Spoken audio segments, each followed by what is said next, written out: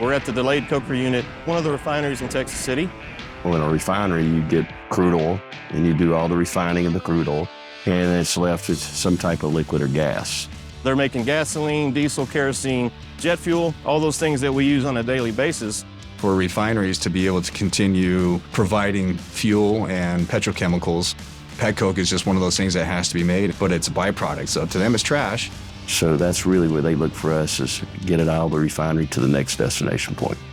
This is the largest refinery in North America. So if you think about the amount of product that's made here, not only gasoline, but many other things, it'll have an impact to the country. We'll make a lot of coke here. You've got 4 coke drums here.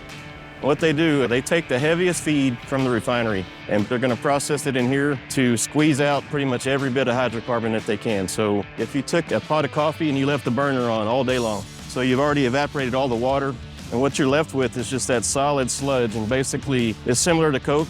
In these coke drums, you've got a series of butanes, propanes, gasoline-type molecules, kerosene, diesel, and basically you're leaving all the carbon in the coke drum. So this is going to form a solid inside those coke drums. We call it pet coke. It's like a coal consistency. It's basically straight carbon. It's kind of the end product of the whole refining system. We're getting every single last hydrocarbon chain that we can out of that, every single last use we can out of that. Man, it goes into a lot of different other products that people don't realize, and so it is absolutely necessary. This is actually where we cut our coke drums from in this building. Right here, he can see his jet pump pressures. He can see his rotation. He can see how deep he is in the drum, and he can tell how much tension he has on his cable. When one drum is actually being decoked, the other drums are actually being quenched. So as soon as you head this one up, you jump right to the next one, then right to the next one. It's a continuous batch cycle. It never stops. We'll cut 5 coke drums in a 24-hour period. So that's actually our crane operator is operating that bridge crane right there. He's taking the pet coke from the pit that was formed in the coke drums. He's dropping it in a hopper that's going on a conveyor belt to be stockpiled. It's very similar to coal, pretty close to the same heating value, so countries can burn it as fuel. They use it a lot in coal-fired steel mills. They shoot the coke over top of the coal. It bumps up the BTUs, and so they'll use that a lot there. They use it for concrete a lot overseas. This is our conveyor system right here. It runs all the way to these 2 silos over here.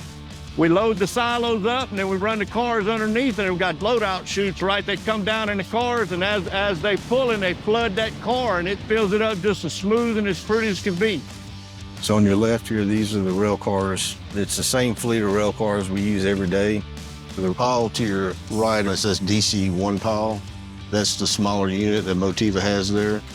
I believe it's a little bit over 25 acres of storage area. We have a stacker reclaimer. It'll be conveyed to the stacker reclaimer. The stacker reclaimer will stack it up, and then there's a bucket wheel on the end of the reclaimer that will turn around and pick up the same material, and then we can send it down B-belt, which is the big conveyor down the whole length of the yard, and then we can send it directly to the ship. So they're dumping, generally speaking, 100 cars a day in here. They're doing about 6 of these vessels a month. The first deliverable that we're going to provide is we're going to do it safely. Safety is a big deal because we want everyone to go home, so, just like they come. Safety isn't just a slogan, it's a way of life. And you have to really believe it.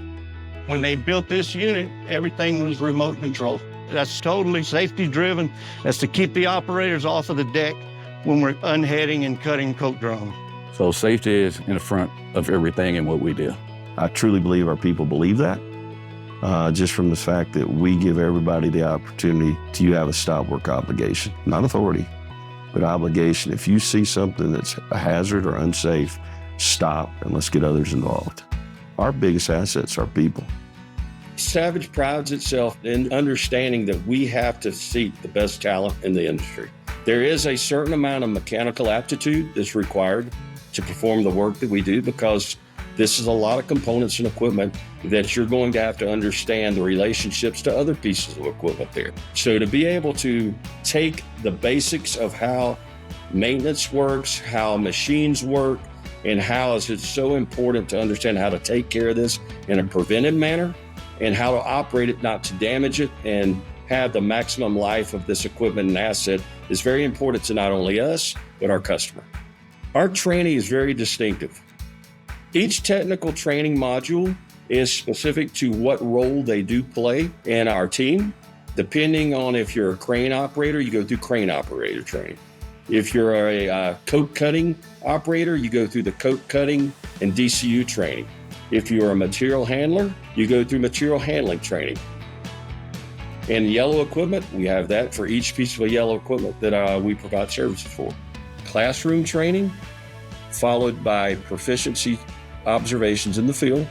It ensures that our team members have the competencies to understand the total picture of the services they're providing. Our guys and gals that operate these things, I mean, they're the best out there. There aren't a tremendous amount of people who actually do this work anymore, from handling pet coke. It's really a credit to the quality of the skill of our team and the things that they continue to understand and learn in the industry.